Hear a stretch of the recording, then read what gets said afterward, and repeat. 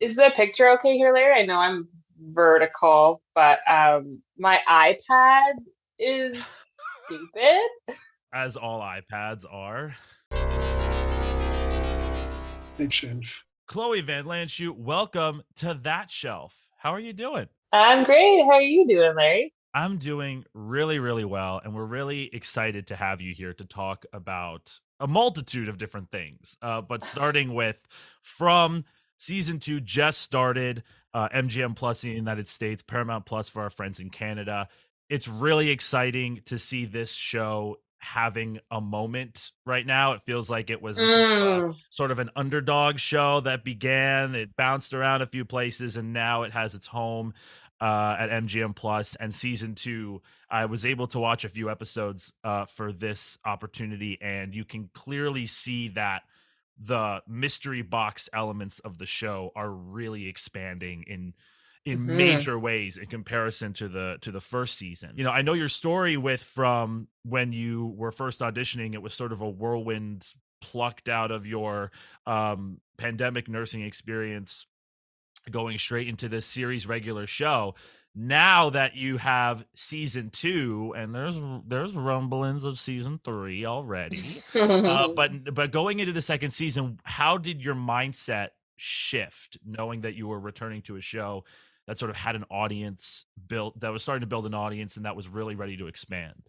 Yeah, I think it's incredible, and there's also a bit of added pressure to deliver too for the fans. I mean, we wouldn't have a show unless it was for a fan base, right? And I think it was really amazing watching this whole community kind of start to grow as the season went on. Like there was all these Reddit threads being made in Facebook groups and people really coming together to try to figure out what the hell is going on in this place. So the premise of the show garnered a lot of interest, and I think the character arcs as well and the humanity that's behind a lot of them really helped audiences latch on to certain characters and root for them, which I think is really important if you want to have longevity in a show. And I think season 2 does a really wonderful job of really starting to unpack a lot of that, those relationship dynamics, those internal worlds kind of coming to the surface, and we really kind of get to know our key cast in a way that we haven't experienced yet. It is really exciting to see a lot of the characters from season 1 start to interact with a lot of the new faces that appear on the bus coming out of season 2, especially for your character. There Hmm. we have a brand new relationship in the form of you and Marielle, who of course was your fiance, who was briefly mentioned in the first season, Hmm. and that triangle of sorts with Kenny's character as well makes for a really exciting dynamic that even in the beginning of the season, we're only just starting to get sort of glimmers of what that's going to look like. For you, what excited you the most about getting to have this like brand new, fresh trio dynamic going into season 2? Yeah, again, I mean, a lot of people call it this a love triangle or a triangle, and I don't know if I resonate with that um, shape in a way. I think it's more about it's more about watching a character kind of figure out who they are being met with someone from their past. Like this is the first time we are seeing one of our characters have someone from their past enter, not just anyone, their Right. fiance. So I think the really exciting part for me was getting to figure out how being in this town has changed Christy. And it's a lot more internal and nuanced than like the obvious relationship dynamics. But I think for me going into that, I was starting to learn more about her based on how the writers were having her navigate these situations as well, which to me is really exciting. And the Christy Marielle dynamic is a new relationship. They do have history, but it is a new relationship. These two people were catapulted out of each other's lives for extended period of time, and now they're meeting back together. And I think the exciting part is seeing what's stayed, what's remained, what has left, and what is transformed. And I think Kenny, in a way, also holds a mirror to that as well, because he's Christie's reality for the past 6 months in terms of a mirror to what's going on in this place.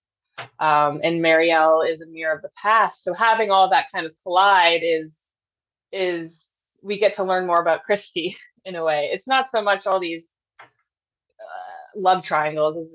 It's more about people learning about how much people change, what stays, what goes, how love shifts. And yeah, I mean, the relationship between Kenny and Christy is integral too. I mean, when you're stuck in a place dealing with relentless trauma, you also have a lot of responsibility to the town, and a lot of people rely on you. That's Kenny and Christy. Like, they have really important jobs, and there's a visceral understanding that I think they have with one another. They really know how to take care of each other in a way. And I think it doesn't have to be some sort of big romantic love. Love is in so many different forms and shapes, and it ebbs and it flows, and it's confusing, especially when you're locked in a nightmare town.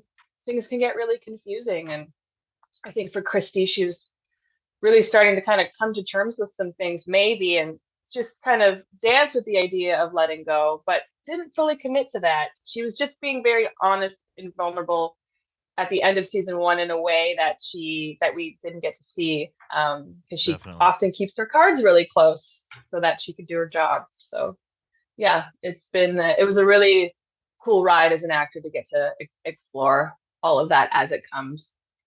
Yeah, I definitely agree with you that, using the shape triangle is perhaps the most like simplistic way of describing it. And it certainly is not a traditional love triangle as you're describing it. It's barely even really a love triangle at all. And what's really fascinating about it is that, and I think a lot of stories that are like this, you would assume that suddenly, now that Marielle's here, there's this romance and intrigue that becomes infused into the story. But because of this setting, and as you said, the trauma and the relentless trauma of the setting, it's really not about that as much. It's really about these three people trying to just navigate who they are and who they are in relationship to each other within just the setting of the space. And especially with Marielle, when we first see you and her together, it's this really beautiful emotional embrace.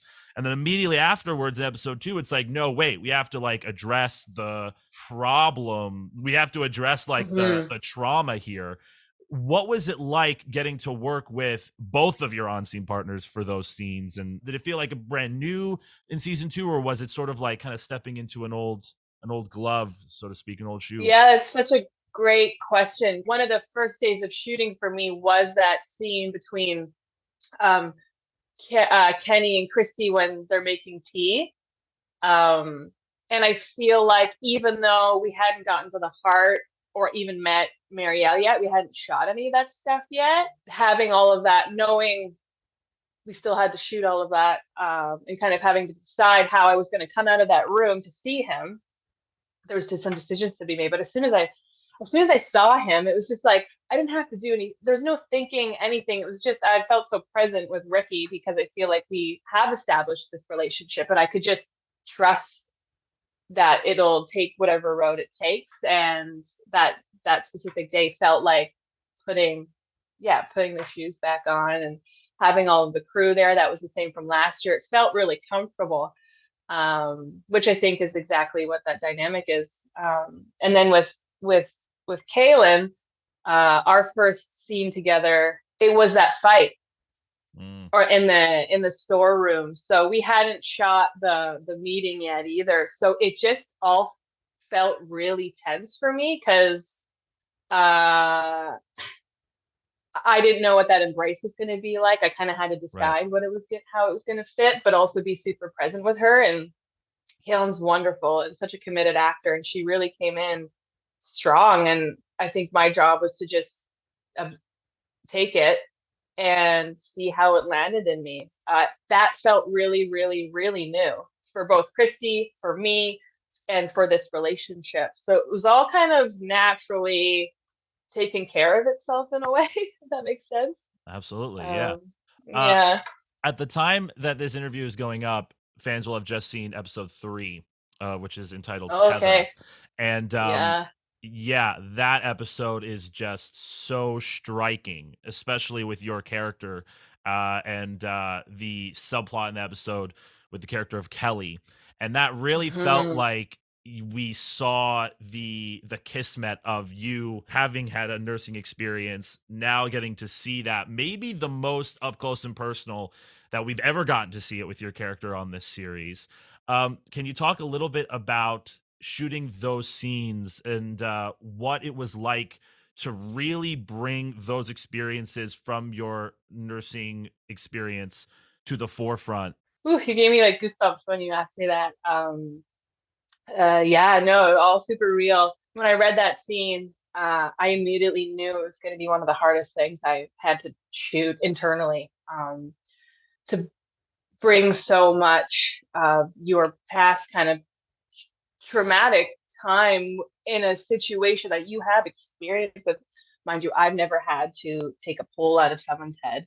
But the heart of Good. that is like I have had to be a part of ending someone's life. Like the reality of that is so true in my nursing experience. So there was a lot coming up for me, and I was worried that I was going to kind of blow my cannon, and it wouldn't be right for the scene. Like we had, like she needs to maintain her composure to a certain degree, and remain strong for Kenny and Ellis as well. So I actually confided in Cortion and Ricky that, hey, like I think this scene's going to be really hard for me, and I think it's going to bring up a lot. I'm really excited about it, but I'm really terrified too. So I just want you both to know that I love you and I trust you.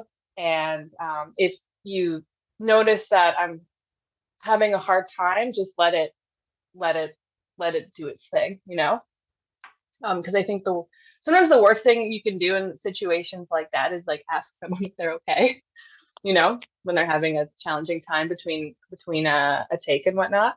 But they are such beautiful people, and they're like, yes, of course, we're here for you in whatever way, shape, or form. And I think that was also big for me too, to like admit that. So there was a lot kind of going on for me as well, and the actor who plays Kelly, Phoebe Rex, just brought so much to that. Like it was just a lot, and we were all just like shaken, watching her scream for hours on end, and to these characters as well. I mean, they've kind of acclimatized to the trauma and the relentlessness of this place, but there's something about the torture of it, the finishing the job that we haven't seen yet. So to watch these characters have to do that and kind of stall in a way, like Christy's not doing it. Christy's taking her time in a way because she doesn't want to admit that she has to do this either. So watching kind of these very human characters try to figure out what the fuck to do here, is super real. And yeah, again, there's just a lot of generous acting that day, and yeah, a lot of stuff that got brought up for me personally. But again, I think that's why we do this work too, is you want to bring as much reality to it as possible. So, and honor it and not be overindulgent with it either. And I think the way that scene was shaped and the aftermath of that was really beautiful. We see a bit of Christy's humanity, compassion taken care of, and then crumbling to Marielle. Yeah, it also felt beautiful because I've heard previous interviews with you, and sometimes you've spoken about how you've sometimes struggled to like say, like, am I an actor? Am I a nurse? Like, these are two things that I love. I'm like trying to combine them, and watching this scene felt like a beautiful like fusion where it felt like both of those pieces of you were finally like coming together in like a real.